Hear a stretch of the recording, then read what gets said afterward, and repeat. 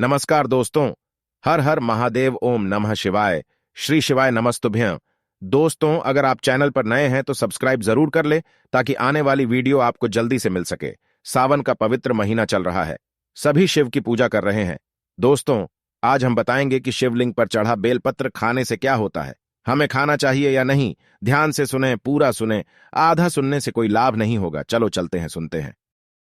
सावन की हार्दिक शुभकामनाएं। दोस्तों, सावन का पवित्र महीना चल रहा है। सावन के पवित्र महीने में जो बेल पत्र होता है वो गंगाजल से भी ज्यादा पवित्र हो जाता है। आज के इस वीडियो में हम जानेंगे शिवलिंग पर चढ़ा बेलपत्र खाने के फायदे। वास्तव में जब आप शिवलिंग पर बेलपत्र चढ़ाते हैं तो वो बेलपत्र कोई साधारण बेलपत्र नहीं रह जाता, वो साक्षात भगवान शंकर जी का प्रसाद बन जाता है। देखिए, साक्षात सावन का महीना चल रहा है तो ये वीडियो अपने फायदे के लिए ध्यान से एक बार सच्चे दिल से जरूर सुनिएगा। हमारे धर्म शास्त्रों में कहा जाता है बेलपत्र 6 महीने तक बासी नहीं माना जाता। इसका एक बार प्रयोग करने के बाद, अर्थात इसे एक बार शिवलिंग पर चढ़ाने के बाद धो करके पुनः चढ़ाया जा सकता है। 6 महीने तक कई जगह शिवालय में बेलपत्र उपलब्ध न होने पर इसका चरण, कई ऐसे शिवालय हैं जहां पर बेलपत्र नहीं मिल पाता है तो वहां पे इसके चूर्ण को भगवान शंकर को चढ़ाते हैं। इसके चूर्ण को भी चढ़ाने का फायदा है। बेलपत्र भगवान शंकर जी को चढ़ाने के पीछे एक पौराणिक कथा है। कथा के अनुसार समुद्र मंथन के दौरान कई चीजों के साथ विश्व भी निकला। यह बीज चारों ओर फैलने लगा। पूरी सृष्टि को बचाने के लिए भगवान शिव ने इस विश्व को अपने कंठ में धारण कर लिया। इसलिए महादेव को उस दिन से नीलकंठ भी कहा जाता है। ब्रिज के प्रभाव से भगवान शिव के शरीर में ताप बढ़ने लगा, जिसके वजह से आसपास का वातावरण जलने लगा। और उस समय एक वैद्य से सलाह लेने के बाद जब देवी देवताओं ने सलाह ली तो देवी देवताओं ने जब उस वैद्य से सलाह ली तो उस वैद्य ने बोला कि आप उन्हें बेल के पत्र खाने के लिए दे। भगवान शिव को बेलपत्र खिलाया और जल से स्नान कराया। इसके बाद भगवान शिव के शरीर में जो उत्पन्न गर्मी थी वो शांत होने लगी। तभी से भगवान शंकर जी को बेलपत्र चढ़ाने की परंपरा है। शिवलिंग पर बेलपत्र अर्पित करने के बाद हमें जल्द जरूर चढ़ाना चाहिए। इससे भगवान शिव को शीतलता मिलती है और उनका हमें आशीर्वाद प्राप्त होता है। हमेशा ध्यान रखना, 3 पत्ते वाले ही बेलपत्र चढ़ाने चाहिए। जिस तरह बेलपत्र की पत्तियां चिकनी हो उसी तरफ से शिवलिंग पर आपको चढ़ाना चाहिए। इस बात का आपको विशेष ध्यान रखना चाहिए और कटे फटे बेलपत्र कभी भगवान शंकर को चढ़ाने नहीं चाहिए। इसके पीछे भी एक कथा है, क्योंकि जब भगवान शंकर जी ने जब गणेश जी का शीश खंडन किया तभी से भगवान शंकर जी ने संकल्प लिया था कि कभी भी मुझे खंडित चीज नहीं चढ़ाई जाएगी। तब से भगवान शंकर जी को कभी भी कोई खंडित वस्तु हो, खंडित पदार्थ हो, खंडित बेलपत्र हो, भूल से भी नहीं चढ़ाए जाते हैं। शिवलिंग पर अगर प्रतिदिन बेलपत्र चढ़ाए जाएं तो सभी प्रकार की समस्याएं दूर होती है। भगवान शंकर जी के भक्तों को कभी भी पैसों की समस्या नहीं रहती। बेलपत्र को तिजोरी में रखने से बरकत आती है। तो ये वीडियो को ध्यान से सुनना। वीडियो में मैं आप लोगों को बेलपत्र से जुड़ी हुई संपूर्ण जानकारी बताऊंगा। ये जो वीडियो आज बता रहा हूँ, जानकारी बता रहा हूँ, यह जानकारी आप लाखों रुपए खर्च करेंगे फिर भी आपको कोई नहीं बताएगा। अधूरा ज्ञान हमेशा खतरनाक साबित होता है, इसलिए सच्चे दिल से भगवान शिव की इस वीडियो को पूरा अवश्य देखें।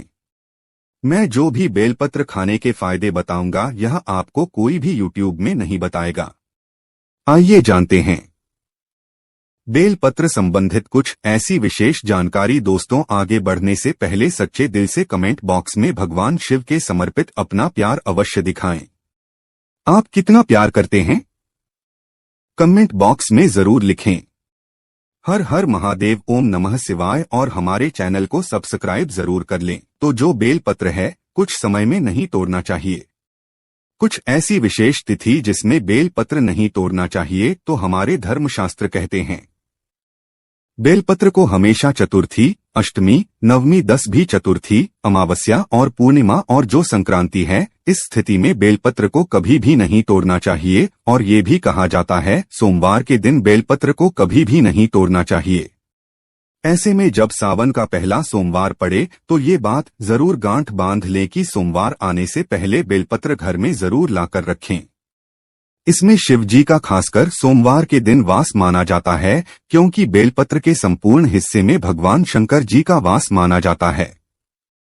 इसके मूल में अर्थात इसकी जड़ में ब्रह्मा का वास होता है और इसके मध्य भाग में भगवान विष्णु जी का वास माना जाता है, और जितनी भी इनकी बेलपत्र की पत्तियां हैं इसमें महाशक्ति का वास माना जाता है। इसलिए ध्यान रखना कि कभी भी सोमवार के दिन बेलपत्र नहीं तोड़ना चाहिए। चाहे सोमवार के व्रत हो या सावन सोमवार हो, बेलपत्र आप पहले से तोड़कर रख लें।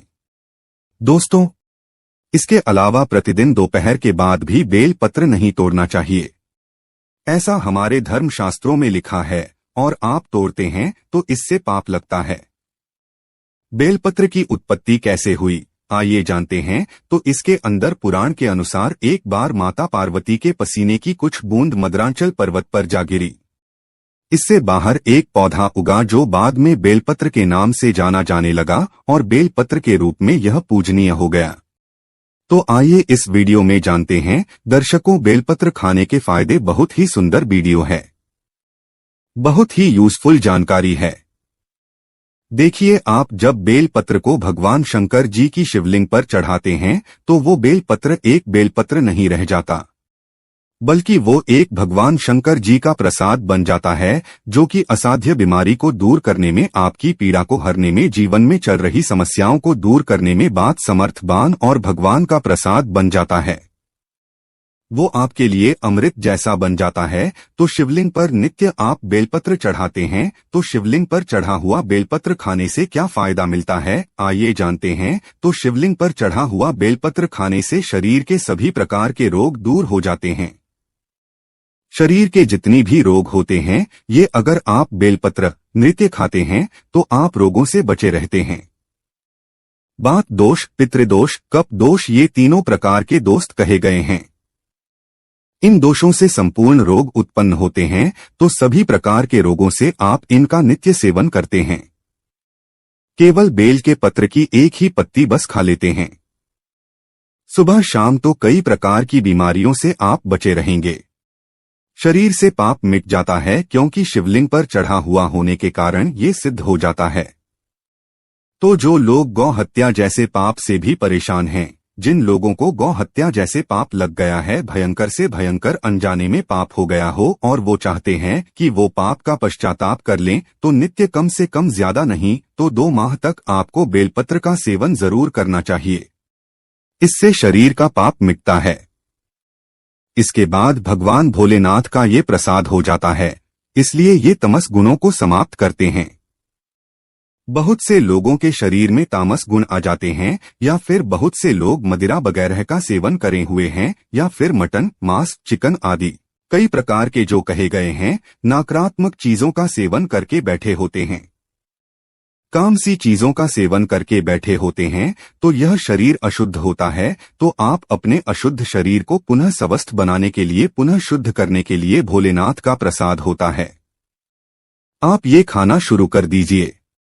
नित्य 5 बेलपत्र खाइए, 3 सुबह खाइए, 2 शाम में खाइए। अगर नित्य खाते हैं तो यह आपके शरीर से तामस गुणों को समाप्त करते हैं। इसके बाद ये भी कहा जाता है, बेलपत्र खाने से भाग्य बलवान होता है। कैसा भी आपका दुर्भाग्य हो, जिस टाइम से बेलपत्र खाना शुरू कर देते हैं, आपका फिर दुर्भाग्य सौभाग्य में बदल जाता है। आपकी किस्मत, आपकी तकदीर फिर आपके अनुरूप ही चलती है। इसके बाद आयुर्वेद में कहा जाता है कि बेलपत्र खाने से रक्त साफ होता है। अगर रक्त संबंधित कोई बीमारी है तो नित्य 5 बेलपत्र खाइए।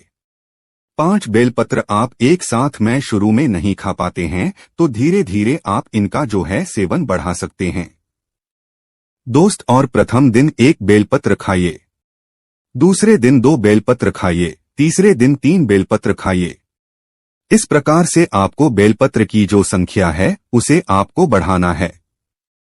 एक दिन में 5 बेलपत्र अगर आप नहीं खा पाते हैं तो नहीं खाना है, धीरे धीरे आपको बढ़ाना है। तो इससे रक्त साफ होता है, रक्त में शुद्धि आती है और बिल्कुल ही आपके शरीर को फिल्टर करने का काम करता है।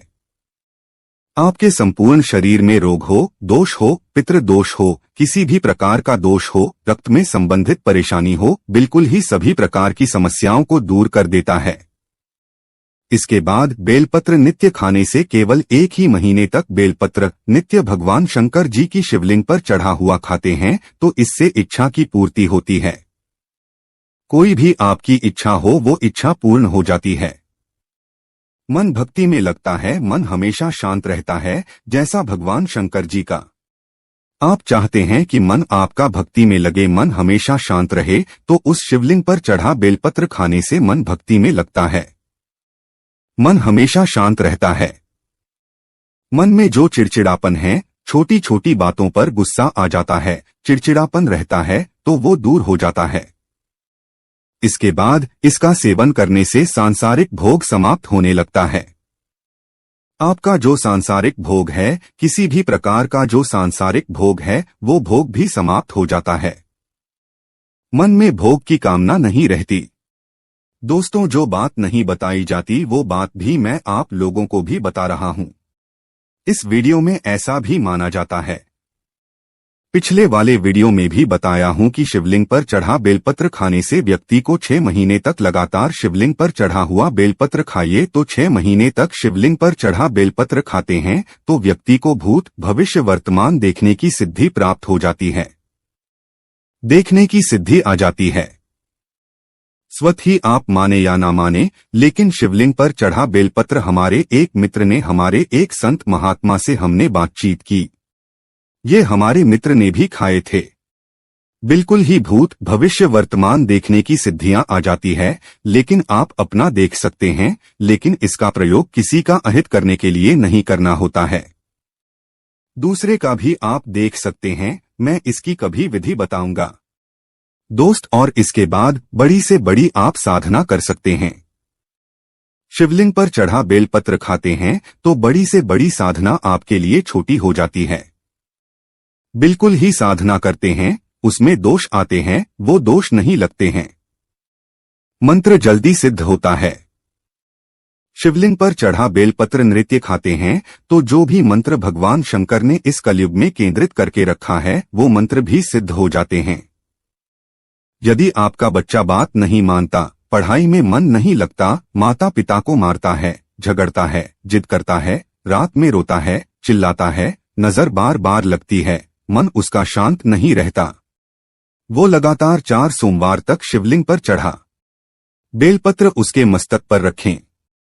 बच्चे का विकास बहुत अच्छा होता है और भगवान शिव की कृपा से ऐसे बालक माता पिता की किसी भी बात का उल्लंघन नहीं करती। ऐसा बालक भगवान शिव की तरह ही भोला हो जाता है, शांत हो जाता है। लेकिन शिवलिंग से बेलपत्र उठाने से पहले भगवान शिव से आशीर्वाद अवश्य ले लें और अपने बच्चे का नाम भी अवश्य लें। दोस्तों, 21 दिनों तक कोई भी व्यक्ति अगर बेलपत्र खाए तो व्यक्ति का दुर्भाग्य दूर होकर के सौभाग्य में बदल जाता है।